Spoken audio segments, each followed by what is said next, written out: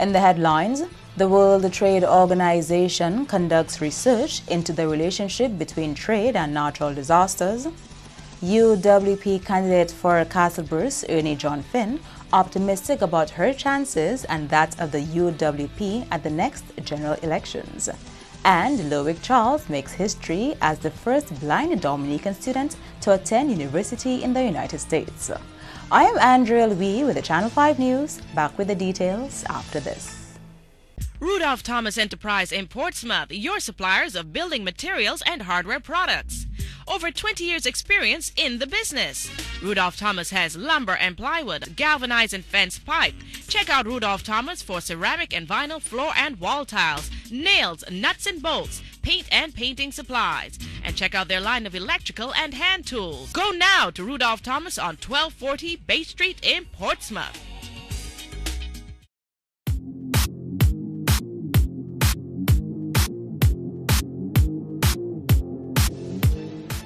Thank you for staying with us. First up, 2 gun-related incidents on the weekend, one of them resulting in death, have prompted a call by the Minister for National Security for further amendments to the Firearms Act in order to make the possession of illegal firearms a strict liability offense. National Security Minister Reuben Blackmore told DBS News he wants firm and decisive action to reduce the use of illegal firearms in the country. 2 shootings were reported on the weekend, one in Mount Prosper and another in the city. Lawrence Paul of Mount Prosper was hospitalized after he suffered gunshot wounds, but police say Brian Alexander of Granby died from an apparent gunshot wound to the back of his head. Both incidents are under investigation and the police is asking the public for their assistance. Mr. Blackmore called on every citizen, regardless of political persuasion, to condemn what he called a bold and vicious attack. He has also called for firm and decisive action from the criminal justice system to rid the streets of illegal firearms. In other top stories, officials from the World Trade Organization are on Ireland conducting research into the relationship between trade and natural disasters. On the 26th of April this year, the government of Dominica presented a statement at the 11th WTO Ministerial Conference in Buenos Aires, Argentina, detailing the impact of Hurricane Maria on its ability to contribute to the global trading arena. Subsequently, a symposium was held in Geneva to explore the relationship between trade and natural disasters. Head of the Aid for Trade unit of the WTO, Michael Roberts, says the team's research in Dominica will focus on 3 main areas. One is the role that trade plays in the immediate response to a natural disaster. So obviously immediately after the hurricane there were goods and services that were delivered by relief organisations. Trade, a lot of that relief was running down normal commercial channels. And as we turn then to the recovery phase, then the commercial relationships, re-establishing those commercial relationships becomes imperative to economic recovery. And then the final point here, I think, is that of the role that trade can try and play in economic resilience. Economic diversification, obviously, a critical element in that. Roberts says the concern over natural disasters impacting trade is not new, but following the events of last year, there has been renewed scrutiny into researching this relationship. There are provisions within various WTO agreements that relate to disasters. So this is not an issue, it's not a new issue, and it's an issue that has been addressed in the past. What I think is new is the call that was made last year by the OECS at our ministerial conference to give this issue further renewed scrutiny in the context of obviously the catastrophic devastation that was wrought by the successive hurricanes in September of last year. So that, I think, is the new factor here, and which is this call that's being made. The 2-man team from the WTO will meet with stakeholders to gain a more intimate understanding on the impact of natural disasters on the ability of member states to trade. Meantime, Director of Trade Marthan Walter sees the visit by the WTO officials as timely.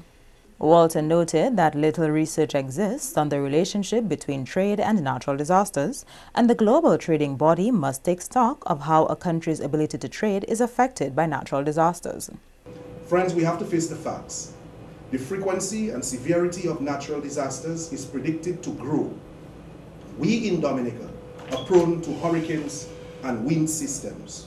We have to plan for the future, consistently bearing this in mind. It is recorded that natural disasters affected 98.6 million people in 2015. The World Bank Group research suggests that this figure may be higher, with extreme weather alone responsible for consumption losses of US 520 million. This has pushed approximately 26 million people back into extreme poverty. Walter believes strengthening a country's trade regime before a natural disaster can improve its resilience following an event. Clearly, the interruptions to trade that such events can net is devastating, and while there has been attention to improve countries' resilience, recovery and response to natural disasters generally, to date there has been comparatively little work on the links between trade and natural disasters. I believe firmly that strengthening a country's trade regime before a natural disaster can result in the increase of this country's resilience to natural disasters. Walter says despite the impact of Hurricane Maria, Dominica has made its intention known to honor its membership in the WTO. At the 11th Ministerial Conference in Buenos Aires, there was also a statement made by Dominica's representative, Mr. Ricardo James, and he spoke to both the impact on Dominica and also asking of the WTO to allow us an opportunity to build back in a manner that if there were small derogations given, we would not be seen to be acting contrary to the rules of the World Trade Organization, because we have been a founding member from 1995, and we understand the importance of the WTO and being part of it. Manager of the Dominica Broadcasting Corporation has challenged Dominicans to support its local art form in order to propel it to the international stage. The comments from Cecil Joseph came at the launching of the remaining 6 artists for this year's NCCU Calypso show. Joseph says Dominica has a wealth of talent and it is up to the people to make the cultural industries a success. Too many times as Dominicans, we tend to look at ourselves as secondary when we are first in everything. When you speak to Trinidadians, they tell you, I love the bouillon in the Trinidadian accent. When you speak to the Frenchman, no, he wants it, and he calls it something bouillon. And later on, when it becomes what it's supposed to be in the world, and I hear us beating our chest and say, Soca come out in Dominica, hola, we lost it because we didn't see the interest in it. But today we want to say that Soca come from Dominica. Let us, if we are really proud of what we have, let us stop criticizing. We should reach a juncture now, 40 years of our celebration of independence. And 45 years, so Carlos is even older than our independence. And to see how best we can take and harness the talent of these men and women of Dominica to explode Dominica. Joseph commended the NCCU for its role in preserving the local music through the Calypso competition and urged them to continue to do so despite trying times. I really want to say to the NCCU, you do not even know what you have done. And I want to say to the NCCU, please, I beg you, whether the finance doesn't reach you, whether the finance doesn't come to you, you may have to now dig deeper to get new ideas as to how you have to ensure that we sustain this Calypso. So let us make it, whenever we hear Calypso, that we can think of the NCCU. The 6 competitors launched on Monday were Kasim Birmingham, Desmond Lawrence, Shirley Charles, Charles Leatham, Chris Sylvester, who was absent, and reigning monarch Anton Joseph. The NCCU Calypso show is scheduled for 2nd November this year. You are watching the Channel 5 News. Stay tuned for more after the break. M&J Covering is the producer of designed galvanized and galvalume in Dominica. They design to your specifications, color and length, 4 styles of galvanized and galvalume pre-painted roofing sheets as requested, and supply all your galvalume accessories. M&J Covering helps you control spending and reduce waste. At M&J Covering, they are also equipped to build your roof to precise standards anywhere on island. So come to M&J Covering at 1 Mile in Portsmouth or call 445-5001 275-5003 today.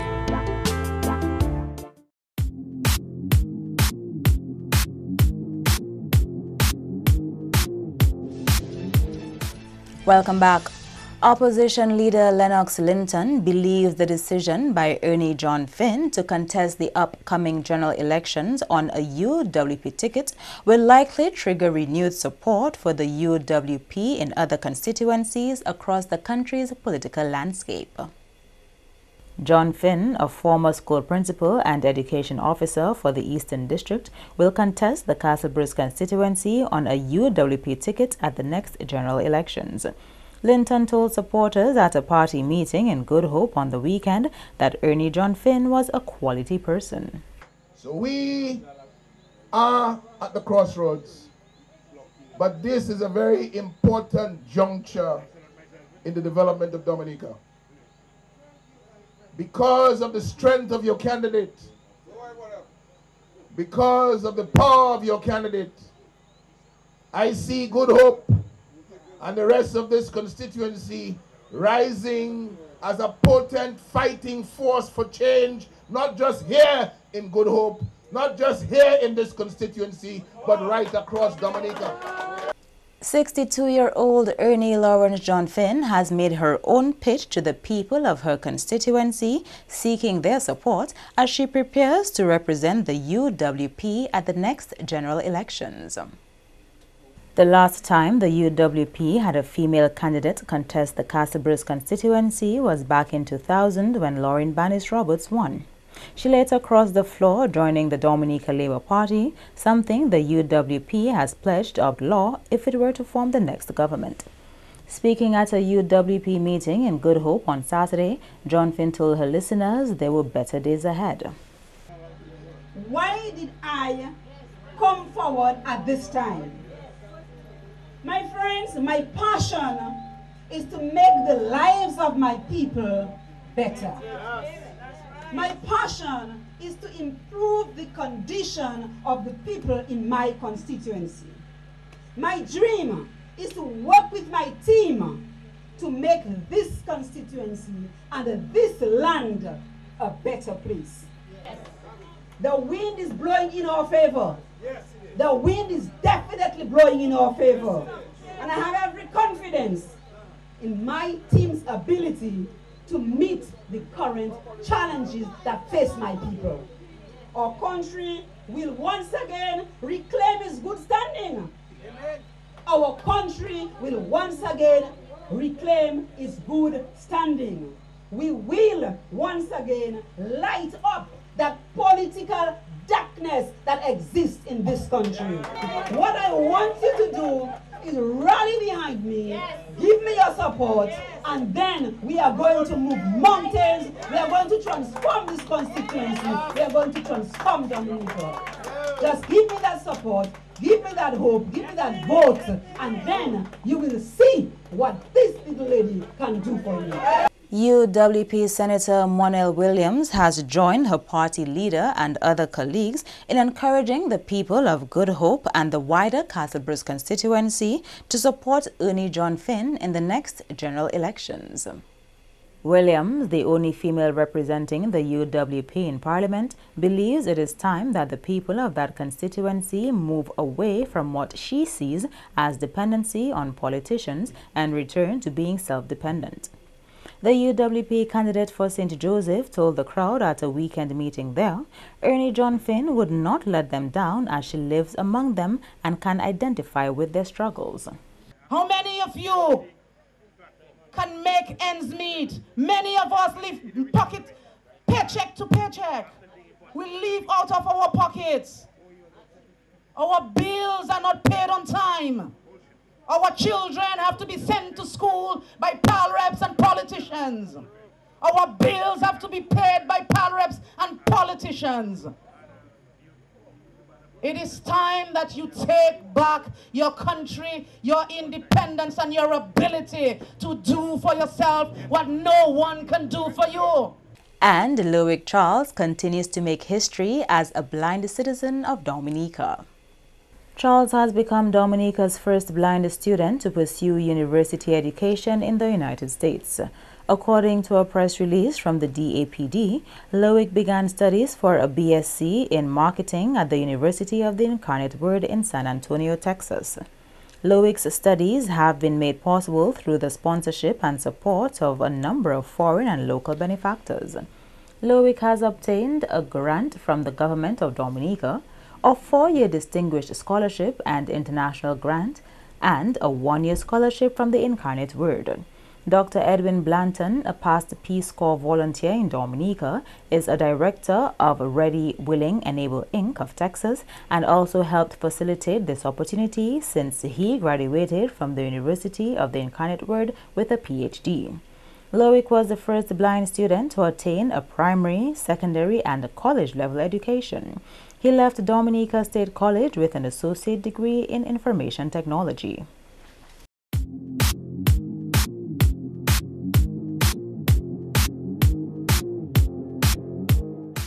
To end the news, the headlines again.